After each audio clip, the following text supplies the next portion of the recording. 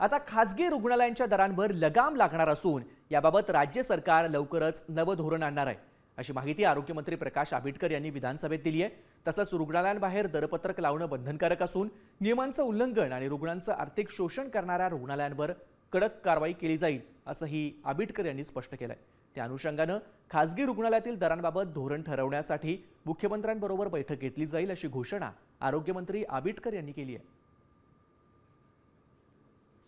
ते काय म्हणाले पाहूया। हॉस्पिटलमध्ये बॉम्बे नर्सिंग ॲक्टच्या माध्यमातून आम्ही पहिल्यांदाच त्याच्यावरती एकूण जो निर्णय घेतलेला आहे की कुठल्याही हॉस्पिटलनं आपले एकूण असणारे दर ते बाहेर लावले पाहिजेत आणि ते दर लावल्यानंतर सुद्धा त्याच्यामध्ये जर काही उपाययोजना करताना किंवा एकूणच सगळे दर घेत असताना जर त्याच्यामध्ये अनियमितता होत असेल तर पहिल्यांदा प्रायमरी म्हणजे सुरुवात ही पुणे जिल्ह्यातल्या पुणेच्या सिव्हिल सर्जन आणि डेप्युटी डायरेक्टरांच्या माध्यमातून एक रँडमली सर्वे आपण करू।